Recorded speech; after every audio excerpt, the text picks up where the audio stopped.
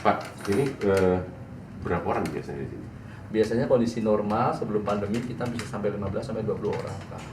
15-20 orang? Iya. Sekecil ini? Ada dua, ada di sini ada.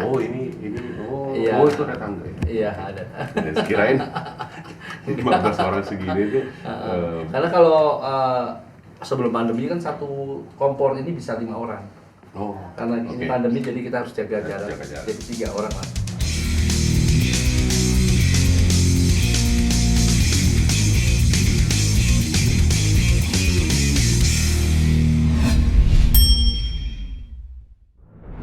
Oke, saya Togar Sitanggang. Kita ketemu lagi dalam Tagar Togar Podcast. Kali ini kita pada setting yang berbeda, sangat berbeda dengan yang biasanya. Karena pada saat ini saya berada di workshopnya Canting Wira. Ya, ada yang kita kerjakan ya, dan saya ingin di episode ini kita akan berbincang-bincang mengenai hal itu. Dan jangan lupa untuk subscribe channel ini untuk informasi-informasi tentang perkelapa-sawitan Indonesia, dan juga like atau dislike kalau boleh, tapi ya kalau dislike juga ini sesuatu hal yang sangat mantap, sangat bagus bagi perkelapa-sawit Indonesia. Pak Wira, apa kabar nih? Alhamdulillah baik. Ini semuanya kita sudah berkomunikasi kurang lebih 1 bulan lebih, hampir 2 bulan. Iya, intens ya. Ya, intens. Ini kita dari Bapak sendiri ini sudah, kalau boleh saya tahu, melakukan perbatik ini, pengrajin batik ini berapa lama, Pak? Sebetulnya kalau awal dari saya memulai batik itu udah sekitar 25 tahun yang lalu. 25 tahun? Iya. Wah, ini saya juga kerja 25, hampir 30 tahun, Pak, gitu ya. Iya. Itu memang punya passion ke sana di awalnya atau? Ya, sebetulnya saya tuh istilahnya keseret takdir ini. Karena awalnya memang nggak ada cita-cita ya, awalnya untuk menjadi seorang perajin batik itu nggak ada. Cuman karena memang ada satu kondisi di mana saya harus belajar tentang batik selama 1 tahun waktu itu. Sebelum saya sekolah ke mencapai sarjana, ada waktu 1 tahun yang saya harus belajar batik. Nah itu rupanya memunculkan passion tersendiri di di usia saya ya. Ketika saya selesai bekerja di kantor, bukan selesai sih ya, saya merasa harus menyudahi karena mungkin saya kurang bisa menikmati menjadi orang kantoran, sehingga saya akhirnya harus resign dan saya mencoba untuk memulai membatik. Jadi passion yang lama nih, yang dulu waktu itu saya usianya 18 tahun waktu itu. Waktu saya mulai tahun sudah, sekitar mulai SMA kelas 3 lulus SMA kelas 3. Nah, itu muncul kembali passion itu dan aku coba dalami karena ini aku pikir ini anugerah dari Tuhan. Jadi saya coba untuk memulai batik dan sampai hari ini. Ternyata nyaman, nikmat dan membawa berkah. Dan ini batik-batik yang Bapak buat ini ada kekhususan, ya kan kita tahu ya, batik itu ada batik ini, batik Solo, Cirebon, apalah segala macam lah. Itu ada kekhususan ya. Sebetulnya karakter mungkin yang dimaksud ya. Jadi karena di awal debut saya membatik itu saya tidak menengok kanan kiri ya. Jadi saya membuat batik ya apa yang saya bisa gitu. Sehingga akhirnya karakter itu terbentuk dengan sendirinya. Jadi untuk customer jadi datang dari jiwa saya. Jadi akhirnya dengan hasil batik saya itu sekarang ya customer atau pelanggan atau pecinta batik Indonesia sudah bisa mengenali kalau ini batiknya Wira. Gitu ya. Nyombong dikit. Gak apa-apa juga gitu ya. Karena ya mungkin para yang nonton yang menonton podcast ini, ternyata ini loh Pak Wiranya gitu ya. Sudah banyak dengar gitu ya. Ada Canting Wira, tapi ternyata ini bapaknya gitu ya. Belum pernah lihat gitu ya. Ini dan batik Bapak ini hanya di Indonesia yang pembelinya. Kalau boleh nyombong lagi nih, Pak. Nyombong lagi. Sebenarnya saya juga nggak pernah menyampaikan ini kalau nggak ditanya, Pak Togar. Berhubung Pak Togar nanya, jadi saya jawab ya. Jadi memang untuk pasar dari batik saya ini, saya udah pernah bekerja sama dengan desainer dari Jepang untuk dibuat kimono. Oh, kimono. Kimono. Dari batik. Iya, dari batik. Memang untuk ukuran-ukurannya kan custom ya, sehingga kita pun mengikuti ukuran-ukuran yang dibutuhkan untuk menjadi sebuah busana kimono eksklusif waktu itu. Coraknya seperti apa itu kalau kimono? Sebenarnya bukan ke coraknya, jadi karena dia suka, mungkin karena batik-batik saya banyak mengangkat bunga-bunga ya, jadi mungkin Jepangnya itu suka ya. Kemudian dia pilih, saya mau yang bunga ini, sama bunga ini, dan kemudian baru di set. Iya, sesuai dengan ukuran yang mereka butuhkan.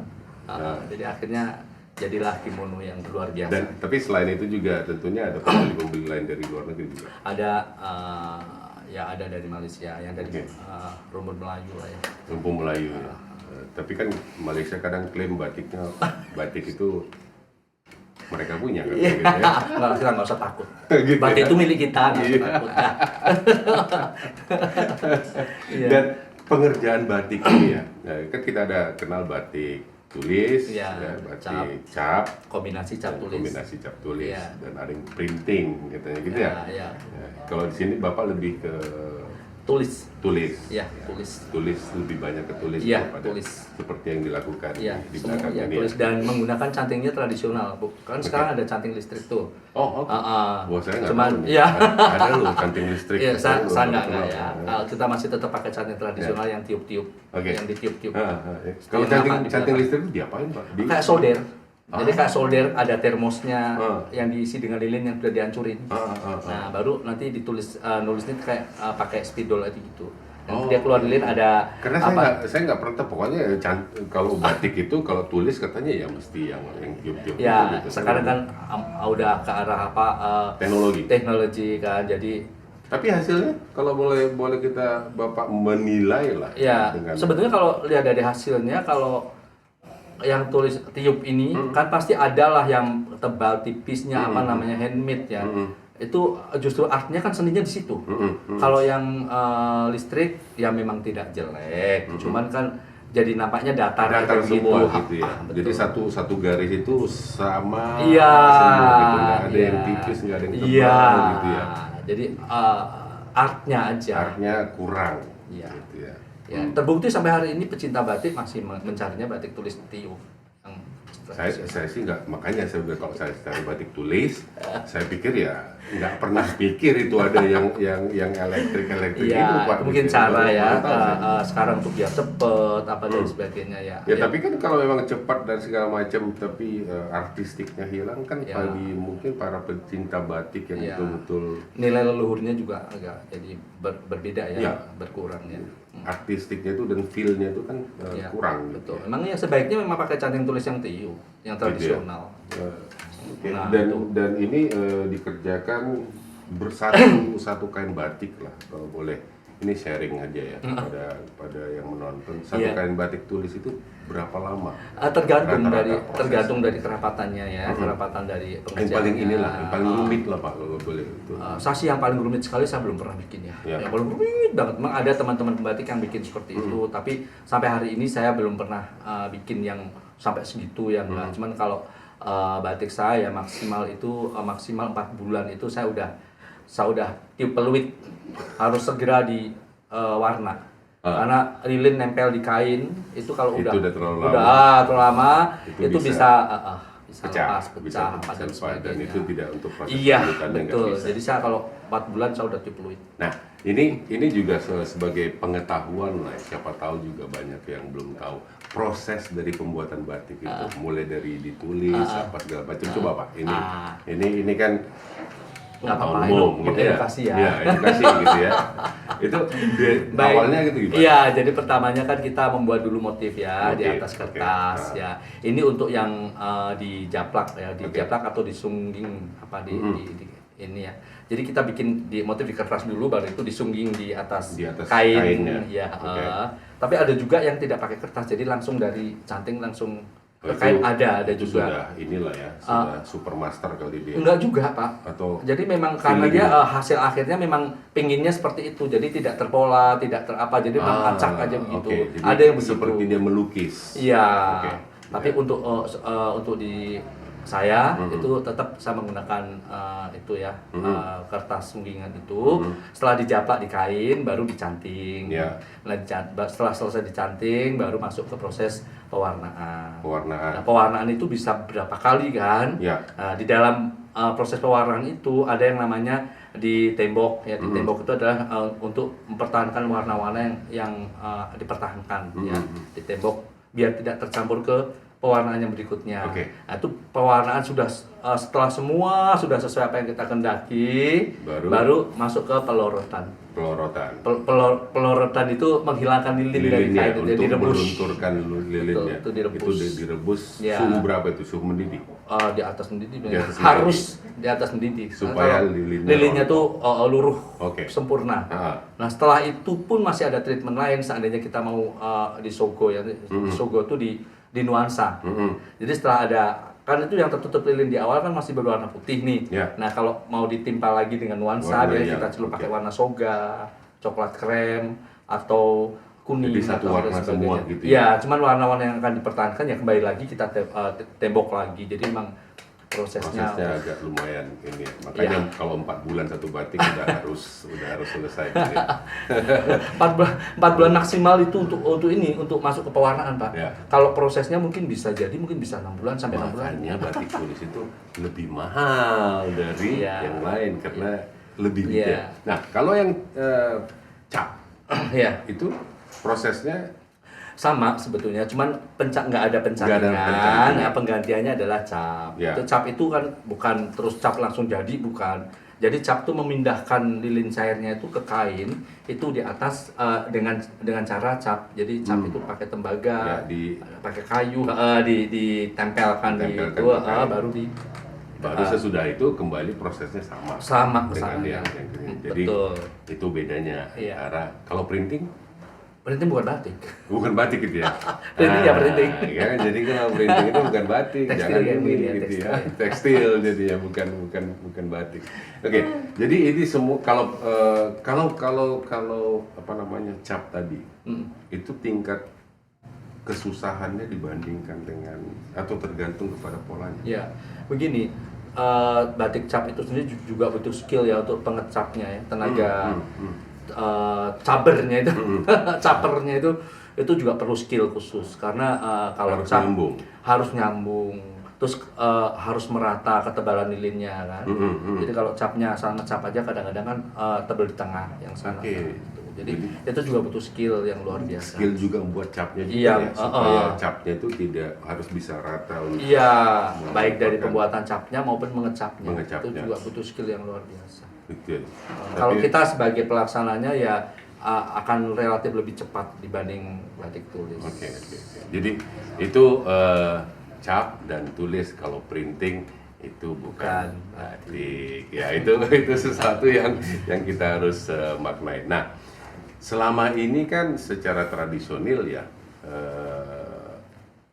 batik itu kan memakai lilin tadi. Iya. Ya.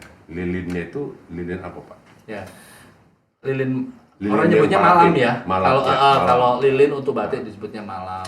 Malamnya yang biasa. Iya, kalau malam itu kan di situ ada campuran dari gondorukum sampai parafin sampai apa dan sebagainya ya. Jadi itu yang biasa ada di pasaran. Gitu. Dan itu untuk kali ini kita berbincang-bincang mengenai ini ya. Nah, ini adalah malam yang terbuat dari kelapa sawit. Oh, yes. Ya, ini sesuatu yang berbeda dengan podcast kita. Kenapa saya ada di sini? Karena kita memperbincangkan malam ini yang terbuat dari kelapa sawit. Kapan perkenalan pertama dengan malam batik yang terbuat dari kelapa sawit? Kurang lebih sebelum pandemi ya, tahun 2019 itu saya udah dikenalkan. Malam sawit ini ya. Jadi memang awalnya saya dikasih tantangan. Tantangan bagaimana bisa membuat batik menggunakan malam sawit ini. Ya, dengan berbagai proses, akhirnya sampai sekarang saya menggunakan ini. Tantangan yang paling besar itu di mana? Nah, tantangan yang paling besar adalah memang malam sawit ini masih banyak kendala-kendala di awal ya. Oke. Jadi dari mulai lengketnya, baunya, kan mungkin karena belum familiar ya. Jadi masih banyak keluhan-keluhan di pembatik ketika menggunakan malam sawit ini. Gitu. Tapi kesininya sudah banyak perbaikan sehingga kekurangan-kekurangan tadi sudah banyak ditutup nih. Dan itu juga mungkin bisa lebih disempurnakan lagi. Iya, dan bahkan sampai sekarang, tapi ini udah bisa dipakai. Udah bisa dipakai. Cuman masih harus ada penyempurnaan sedikit lah. Oke, jadi itu sebelum pandemi. Sebelum pandemi. Itu melalui suatu apakah ada yang Pak cobain Pak gitu atau prosesnya? Iya, waktu itu melalui BPPT ya, Oke. dengan Balai Besar Kerajinan Batik. Balai Besar. Mengenalkan ini ke kami waktu itu melalui asosiasi Oke. perajin batik Jawa Timur ya, APBJ. Dan kita dicobakan untuk 38 kabupaten kota di Jawa Timur waktu itu. Dan semua ngeluh. Kebetulan mencobanya di workshop kami, ya. Jadi kami kumpulkan semua perajin batik se-Jawa Timur itu, dan semuanya keluarnya hampir sama. Utamanya yang di mana sebenarnya? Utamanya yang di lengketnya. Di lengketnya. Lengketnya, sama itu kalau dalam istilah batik itu ada istilah ngawat, ya. Jadi ngawat kalau disentuh begini tuh ada tekstur yang menggerenjel gitu ya. Itu di lilin ini mungkin saking ininya ya, lembutnya ya, sehingga akhirnya dia kalau dicanting itu dia langsung meresap di kain sehingga kurang mengawat. Kurang mengawat. Nah, seandainya nantinya bisa dikawatkan, itu akan lebih sempurna. Disempurnakan. Mudah-mudahan bisa. Nah, tapi kalau itu kekurangannya, keunggulannya kalau boleh. Keunggulannya dia lentur. Lebih lentur. Lentur sehingga dia lebih awet ketika nempel di kain. Jadi tidak mudah pecah. Tidak mudah pecah. Nah, karena pecah itu bahaya. Kalau kita di pewarnaan, kalau ada lilin yang pecah, dia akan masuk warna. Warnanya akan ikut ke dalam. Masuk dalam di sela-sela pecahannya tadi. Nah, kalau dengan sawit ini dia lebih lentur. Jadi terutama untuk yang udara-udara dingin ya. Nah, kalau panas kan lilin mencair sehingga kelenturannya akan lebih long term, lebih lama. Tapi kalau di yang kondisi dingin dia akan cepat. Ya. Saya sebenarnya kenal dengan Pak Wira ini, kita ada rencana ya untuk membuat batik yang akan disampaikan kepada Bapak Presiden Jokowi dan Wakil Presiden dan Kabinet Indonesia Maju. Ini tantangannya gimana Pak? Ya, karena ini adalah orang yang nomor 1 di Indonesia ya, jadi dak-dikduk juga ya, dan juga ada gemetar-gemetar yang gimana ya, karena memang desainnya ini khusus. Jadi desainnya itu khusus memang yang dibuat tuh penuh dengan filosofi dan sebagainya ya. Dan ukurannya juga detailnya tuh diukur sedemikian rupa. Ini waduh, luar biasa. Jelimet. Bisa bikin. Tapi so far tantangan terlewati. Alhamdulillah. Dan alhamdulillah itu nanti akan semoga mudah-mudahan Pak Presiden bisa menerima batik ini dengan senang hati dan amin, ya bangga Allah. gitu ya. Amin, ya Allah. Dan ini adalah karya ataupun yang dihasilkan dari produk Indonesia sendiri, yaitu kelapa sawit ya. Dan dari kelapa sawit itu ternyata kan bisa dibuat malam sawit ya. Ini yang sesuatu terobosan menurut saya. Luar biasa ya. Luar biasa. Saya kira BPPT juga sangat berperan ya di sini untuk menjadikannya malam sawit ini bisa. Dan sebenarnya Pak Wira dan teman-teman dari pengrajin batik Jawa Timur yang mencoba pertama kali dan memberikan input, masukan dan lain-lain kepada BPPT dan ini agar kualitas dari malam itu bisa sesuai atau setara ataupun mirip dengan yang ada di pasaran sekarang. Nah, Bapak tadi cerita mengenai asosiasi. Ya, Bapak ini aktif nih asosiasi ini. Iya, jadi alhamdulillah sampai dengan hari ini saya masih menjabat untuk menjadi ketua Asosiasi Perajin Batik Jawa Timur. Ketua lu. Ya kan ini kan amanahnya harus Ya. luar biasa ya, karena harus mengangkat batik Jawa Timur itu sendiri setara dengan yang lain. Kemudian saya juga aktif di Yayasan Batik Indonesia, Yayasan Batik sebagai Indonesia. pengurus ya, dan juga di Asosiasi Perajin dan Pengusaha Batik Indonesia, Oke. dan juga di Dekranasda Jawa Timur. Waduh. Di Kerana Silvio, rame ininya, keaktifannya. Sering pameran dong, Pak? 2 tahun ini enggak. Oh iya, pandemi pameran Iya, kan iya. nggak ada gitu ya. Iya. Tapi sebelum pandemi Iya. lumayan sering untuk ikut Iya. pameran, Iya. gitu ya.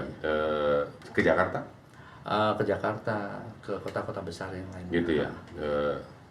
Kalau saya kenalan dengan Pak Wira dari dulu, mungkin saya udah banyak nikah. Ya mulai dari sekarang lah. Oh gitu ya. Nah, ini mulai dari sekarang kayaknya jadi mudah-mudahan jadi pelanggan dari Ya, amin, Pak ya Wira Allah. gitu ya. Iya. Dan aktifnya di asosiasi ini bisa membuat akses ke pasar lebih banyak Saya rasa atau lebih besar. ya, saya rasa kalau memang batik sawit ini ya sudah sempurna lah ya, bisa dipakai itu. Aku rasa semua perajin bukan hanya dari Jawa Timur, saya rasa se-Indonesia Raya pasti akan Bisa memakai gitu ya. akan menggunakan ini. Oke, satu juga yang lebih beberapa yang tanyakan, harganya Pak. Nah itu. Ya mungkin karena dari kelapa sawitnya sendiri mungkin mungkin harganya ini ya. Jadi untuk malam sawit ini harganya memang masih di atas Di sedikit. atas Ya. sedikit. Sedikit. Sedikit atau banyak, ya nggak apa-apa. Sedikit ngomongnya. kayaknya sedikit. gitu ya. Dari harga yang ada di pasaran. Tapi ya kita kapan lagi kita bisa bangga dengan produk Ya, alam Indonesia. Dan juga ini kan adalah dihasilkan oleh alam Indonesia. Ya, gitu ya. makanya kapan lagi? Karena kalau parafin itu kan Ya. berasal dari minyak bumi Ya. yang akan habis. Akan habis, Gitu ya. betul. Kalau dengan adanya malam sawit Sawit. ini, artinya kan ini akan diproduksi terus Iya. menerus. Artinya ya, pengrajin batik dimanapun di Indonesia ataupun di luar negeri, kalaupun ada pengrajin batik di luar negeri, akan terus bisa membatik. Ya. Ya, karena lilinnya, malamnya itu sendiri diproduksi oleh alam Ya, Indonesia ya. di alam Indonesia. Ini sebagai seorang yang pioneer dalam menggunakan malam sawit ini, kebanggaan tersendiri dong, Pak.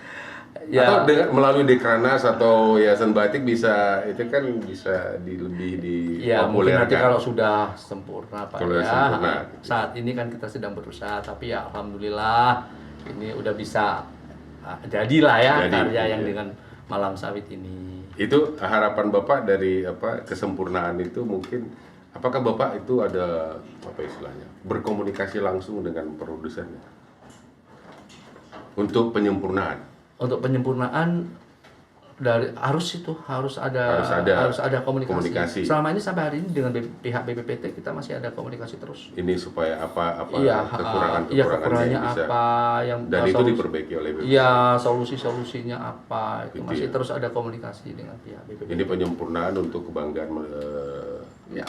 hilirisasi dari produk-produk sawit. Iya, Hilirisasi untuk- produk sawit itu Biar terus menerus ada terus-menerus ada. penggantinya dari apa tadi? Ya, Parafin. Ya, karena parafin sendiri kan ya satu saat. Ya pasti akan. Jangan ya. sampai parafinnya habis, Udah habis batik selesai. batiknya habis selesai gitu. Jadi itu dan sesuatu- apalagi kelapa sawit sendiri di Indonesia kan berlimpah ya. Ya, Jadi dan itu banyak, dan ya para pengrajin ini akan tetap bisa Ya, melakukan terbantu. berkarya Ya. dan untuk melakukan batik. Selain dari kegiatan di asosiasi, hobinya apa? hobinya kalau ditanya saya sampai sekarang ini hobinya batik. Kalau hobi yang lain ya banyak lah ya, kayak nyanyi apa dan sebagainya, tapi nggak usah harus nyanyi loh ya.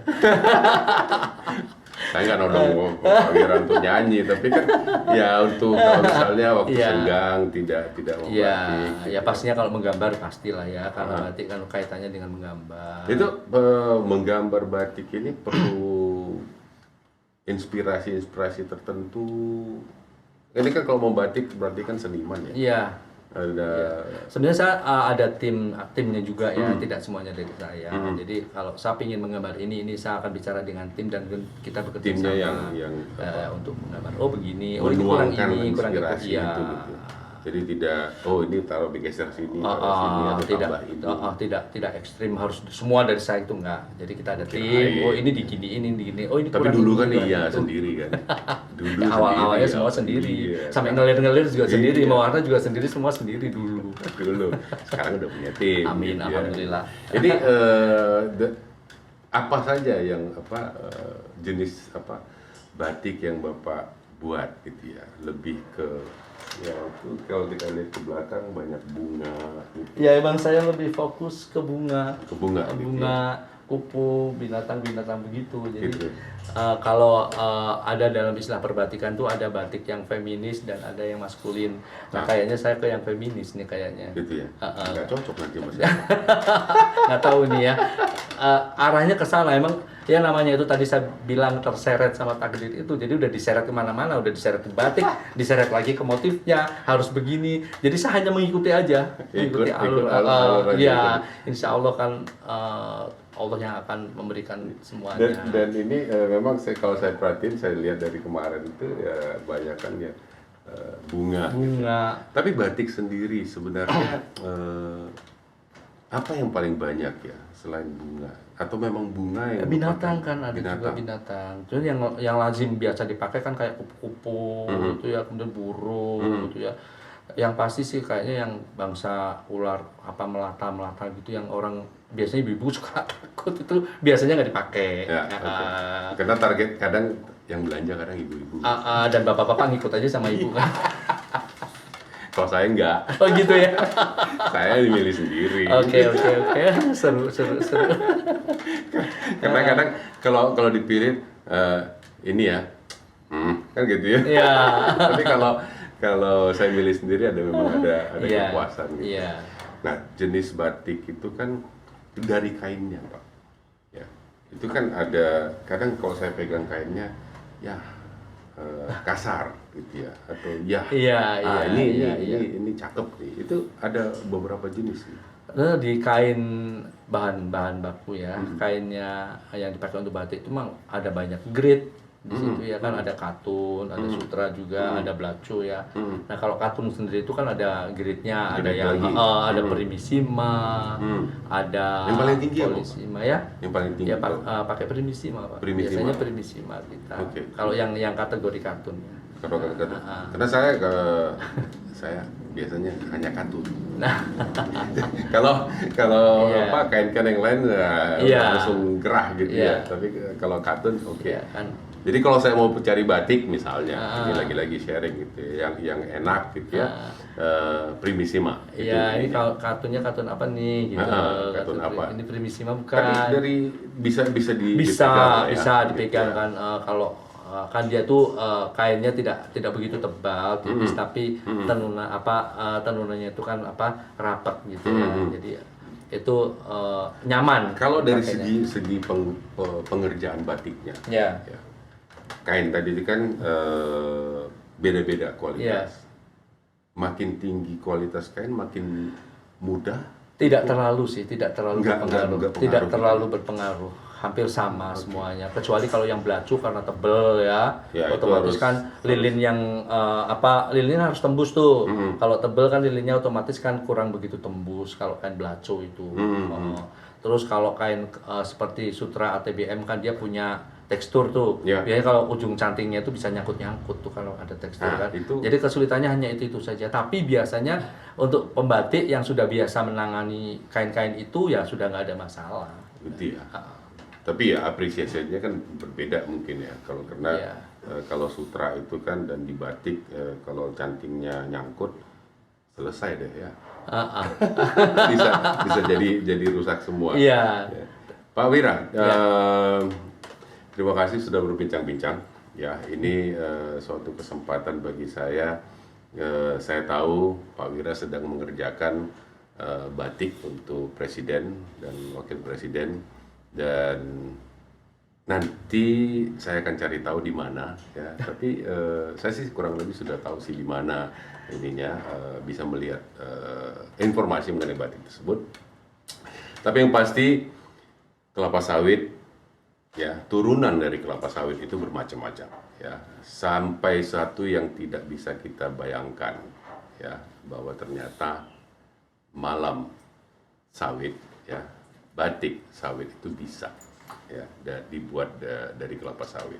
Ini suatu produk hilirisasi dari minyak kelapa sawit Indonesia, dan semoga ini bisa tetap berkembang ya ke depan, karena parafin ada batasnya ya, tapi sawit akan tetap tumbuh dan berproduksi setiap saat. Amin. Sekali lagi terima kasih sudah menonton podcast saya. Saya Togar Sitanggang. Sebelum saya tutup, jangan lupa subscribe, like, dislike, jangan deh ya. Gitu. Berikan komen yang membangun bagi podcast ini, dan juga Pak Wira dan pebatik-pebatik di seluruh Indonesia untuk kemajuan bangsa. Terima kasih. Sampai jumpa.